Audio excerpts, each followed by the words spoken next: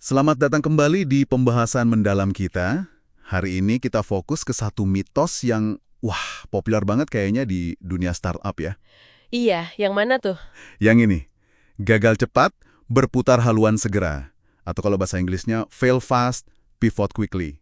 Ini kan mitos Ed 14 dari buku Startup Myths and Models karya Rhys Firk yang Anda sempat sebutkan. Iya. Itu. Bener banget, sering banget kedengeran nasihat itu. Nah, kedengarannya kan masuk akal ya. Kayak, ya udah kalau nggak jalan ngapain buang waktu, cepat tinggalin aja. Tapi, misi kita kali ini yaitu mau bongkar lebih dalam. Bener nggak sih nyerah cepat itu selalu jadi langkah terbaik? Kita coba gali bareng ya dari materi ini. Tentu.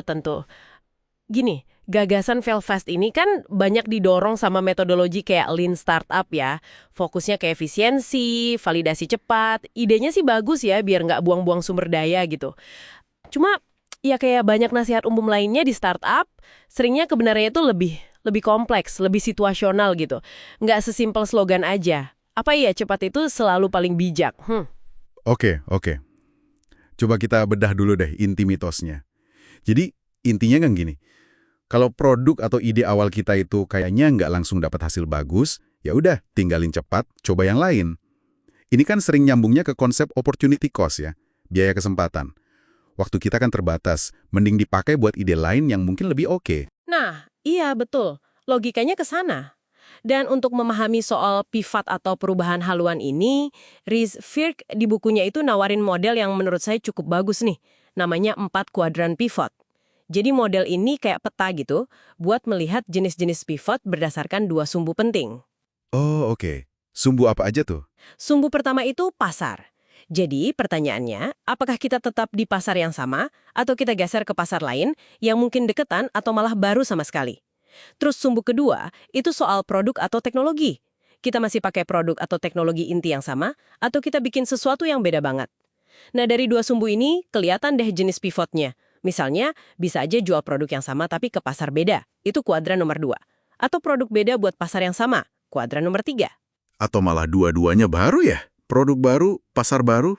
Nah, itu dia. Itu kuadran nomor 4. Jadi kelihatan kan, pivot itu nggak cuma satu macam. Oke, menarik. Ada contohnya nggak di buku itu? Biar lebih kebayang. Ada. Contohnya genip. Pernah dengar?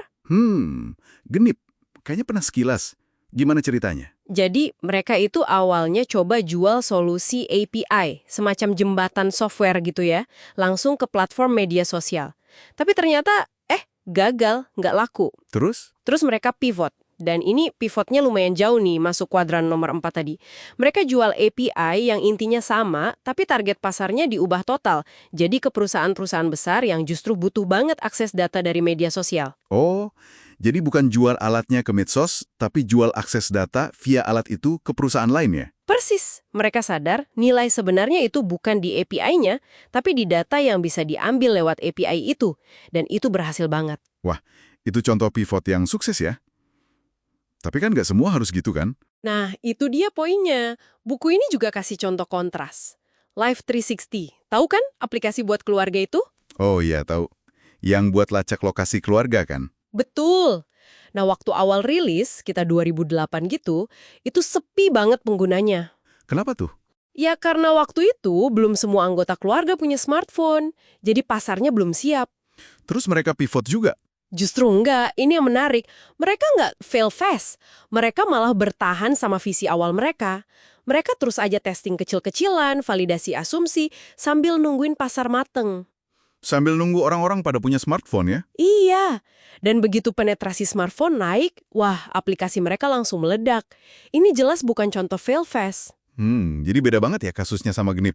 Beda banget, dan ini yang membawa kita ke Fik bilang ini kayak rahasia di balik mitos tadi.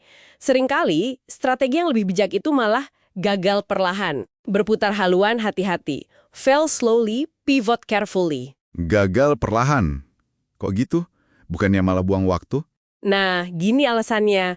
Kadang-kadang, justru pemahaman paling dalam atau peluang paling besar itu munculnya dari pembelajaran pas kita lagi bertahan sama ide awal. Walaupun kelihatannya belum berhasil-berhasil amat. Mungkin ada sukses kecil atau insight pasar yang nggak kepikiran sebelumnya yang justru jadi kunci buat pivot yang tepat. Kalau keburu nyerah, ya kelewat dong peluang itu. Oh, jadi gagal perlahan itu maksudnya sambil terus belajar gitu ya?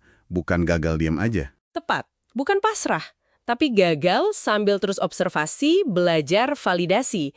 Makanya, pivot yang sukses itu seringnya bukan lompatan buta, ke arah yang nggak jelas, tapi hasil dari pemahaman pasar yang mendalam, itu tadi. Atau bisa juga muncul dari proyek sampingan gitu, skunk works istilahnya. Tim kecil yang eksplorasi ide baru, mungkin karena insting foundernya bilang ada sesuatu di situ. Jadi validasi terus-menerus itu kuncinya. Bukan cuma soal kecepatan nyerahnya. Oke, ini poin penting banget nih. Jadi kayak Gnips tadi, mereka kan kasih batas waktu setahun ya buat coba strategi awal. Ya, betul. Jude Valesky cerita gitu. Itu berarti bukan cepat dalam hitungan minggu ya, tapi lebih ke pendekatan yang, terukur gitu, sambil terus belajar dalam setahun itu. Beda sama Alex Saro dari Life 360, yang yakin banget visinya benar, pasarnya cuma butuh waktu. Jadi mereka pilih bertahan, tapi ya itu sambil terus validasi asumsi mereka. Nah, terus gimana dong cara tim startup nentuin kapan harus bertahan, kayak Life 360, kapan harus pivot, hati-hati kayak Gnip? Ada semacam panduannya nggak dari Virk? Fir gak kasih rumus pasti sih, ya karena ini sangat tergantung konteks ya, setiap startup kan beda. Tapi penekanannya itu kuat banget di pembelajaran. Apakah kita masih dapat pelajaran baru yang signifikan dari pasar dengan cara yang sekarang? Terus ada nggak tanda-tanda kecil, validasi mikro gitu, yang nunjukin hipotesis inti kita benar, walaupun belum skala besar? Oke, jadi pertanyaannya lebih ke situ ya? Iya, dan juga soal sumber daya dan keyakinan tim. Masih kuat nggak buat bertahan sambil belajar ini? Kalau jawabannya cenderung nggak untuk banyak pertanyaan itu, setelah periode waktu tertentu, ya mungkin pivot yang hati-hati perlu dipikirin. Tapi kalau pembelajaran masih kuat, sinyal positif ada, gagal perlahan bisa jadi jalan yang lebih pas. Oke, ini relevan banget nih buat Anda pendengar yang mungkin lagi hadapin tantangan ya sama proyek atau ide bisnisnya.